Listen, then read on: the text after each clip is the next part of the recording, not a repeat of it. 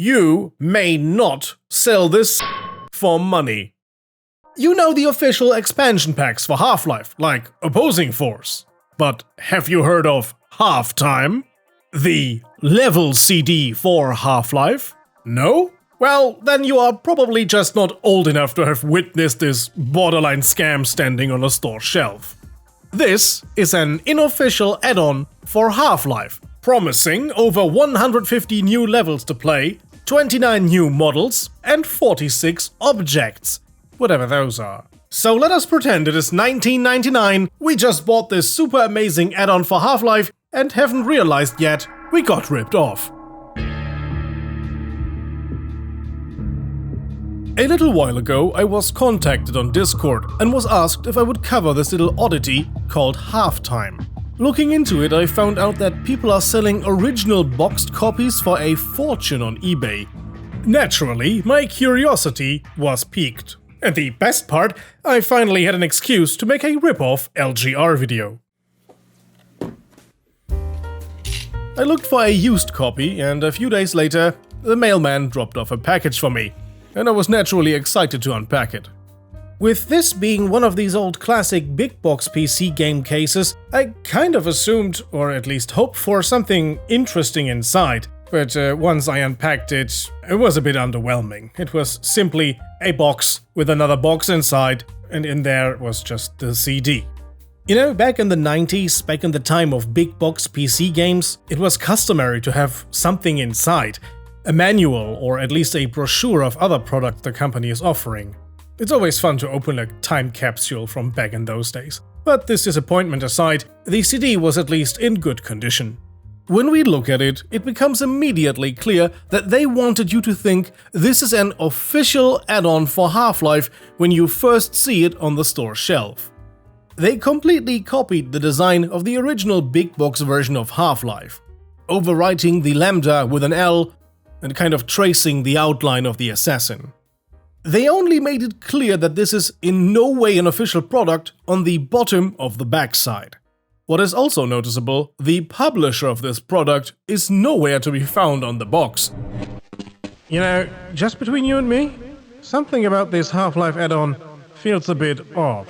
So, after we discussed the content of this CD, I am going to raise 3 points about it. Something bad, something good, and something ugly. Because yes, what is said on the thumbnail applies. This CD is somewhat of a scam. Back in 1999, this box was on sale for around 30 Deutschmarks, which would be, adjusted for inflation, around 25 to 30 euros or dollars today. Keep that in mind and think about if that's worth it after we discussed what we just bought. I decided to go for the true Halftime experience and booted up my old Windows 2000 computer. And while this old computer boots up, let me quickly tell you that I could acquire this old box with the support of our generous supporters on Patreon. These fine folks got to see this video way before anyone else. Thank you very much. So, I popped the CD into an error-appropriate computer and immediately ran into an error-appropriate problem. It wouldn't launch. After messing around for a little bit, I looked at the box again and realized, oh, hey, this might not run on Windows 2000. So I went and installed Windows 98. Now let's talk to some users who have upgraded to Windows 98 and see what they think. With Windows 98 installed, it eventually worked, and I was greeted with this definitely Half-Life but not Half-Life screen. I streamed this process to the folks on our Patreon, and our excitement quickly waned after we jumped into the data catalog, which turned out to be a mediocre file browser with the ability to unpack zip files, because that's what this CD is, lots of zip files. Long story short, you can filter for maps, models and mapping assets. And these maps included on the CD are an assortment of really bad ones, some okay multiplayer maps, and a few really good ones sprinkled in. For example, you'll find Crossfire and Double Cross, still being played today, truly timeless classics which were from that era. Other maps included are not amazing, but interesting for a silly gimmick, like being pushed around by heavy wind. It's very simple, but we had fun testing it. What the heck is going on? Oh, what the? Very janky. It's like Quake, except you can only bunny hop in one direction. So that's why you want me to do a game night of this. Now I see. Some maps were really just decent standard. The map Farewell is simple and well designed, nothing to write home about, but good. To fulfill the claim on the box of over 150 maps, the good and decent maps were supplemented by a trainload of subpar, bad and outright unplayable maps. Some just don't load. See our recent YouTube short about the leaked TF2 prototype map. Link in the upper right corner.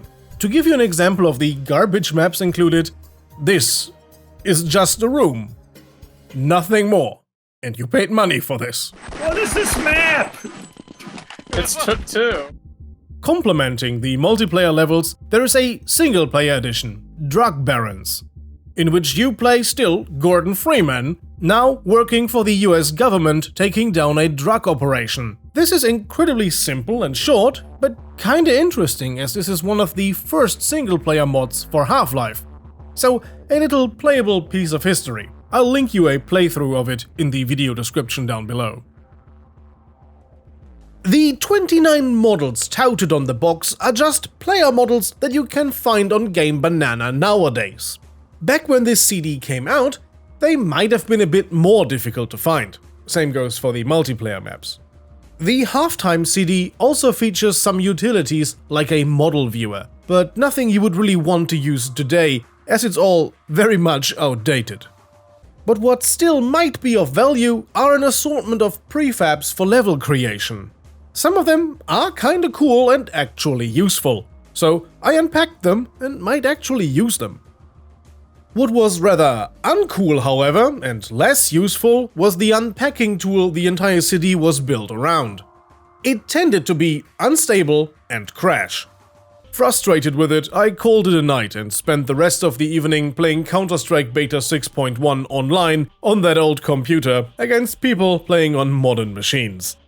A bit unfair, but fun. I love my old HP ball mouse. The next day, I got back to unpacking the content on my modern computer, which made the entire process a lot more bearable, as WinRAR does the job just fine. And with the content overview covered, let's move on to the first point, the bad. All of these models and maps are free stuff you can download off the internet, even back then. Many of the map descriptions talk about how this is their first map, and yeah, it shows. These are not great and not great to play, not fun, and some of them are really unplayable. I'm not knocking the creators, this is their first work, and I don't think they meant for this to be sold in a store. The guys who created this CD included as much as they could find, quality be damned, just so they could claim over 150 levels on the box. And some of these levels they included are so broken, they won't even load, let alone decompile. This add-on is merely an archive with an unpacker, somewhat made up to look like a Half-Life product. And that is pretty scummy. And to be not too negative, let's talk about something good. Crossfire is a 1.2 megabyte file, and the average player had a 56K modem back in the day. Keeping the math simple, a 56K modem can load up with up to 56,000 bits per second, which are 0.007 megabytes per second.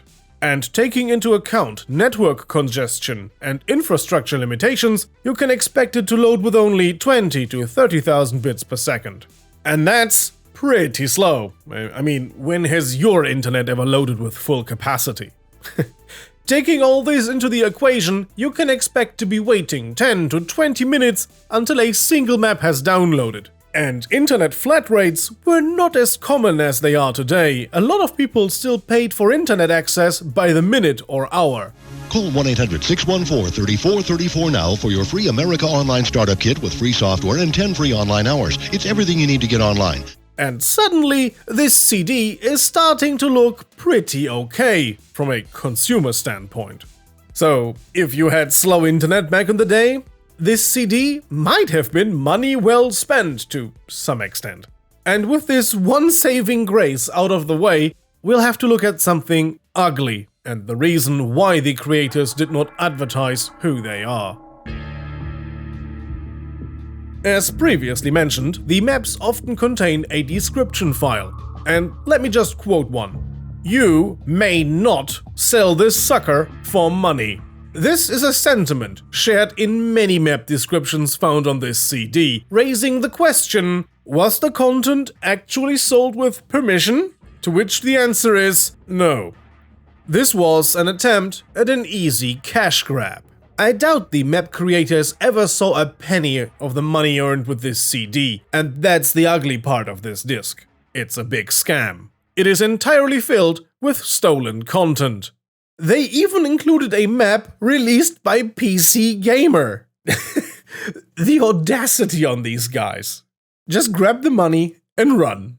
Another issue I found, many of the map descriptions straight up included the map creator's information. No, not just their email and name, that would be pretty normal. I'm talking about their straight up home addresses. And that's pretty naive of the creator to include it, and pretty shitty of the CD creators to not scrub that. But why would they include their home addresses? Well, the internet was a very different place back then. One creator wrote, "In case you release my map as a free bonus on your games magazine, send me a copy." That's why they included their address. And I somehow doubt that they ever got a copy of this fake add-on.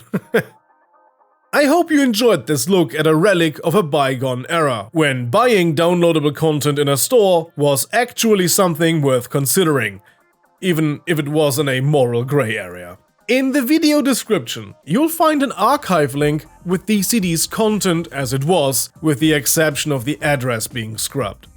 So, download it and explore the amazing stuff yourself. Yeah, some of the maps included are actually okay and fun to play.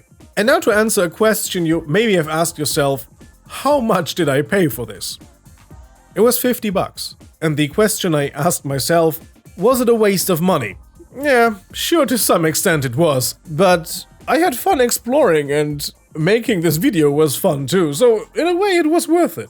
I discovered a few really interesting things, and yeah, there are some gems in here. One curious thing, one map creator used to work at Netscape, a web browser that fell out of fashion a long time ago. He rebuilt his office. In a crude manner, but nonetheless it was interesting to find the building and to see what he got right almost 30 years ago. A big thank you to our lovely supporters on Patreon who made this video possible. You can see their names scrolling by right now. They got to see this video well before anyone else. A heartfelt thank you for your support. So, see you guys next time. Until then, have a nice day and as always, goodbye and guten Tag.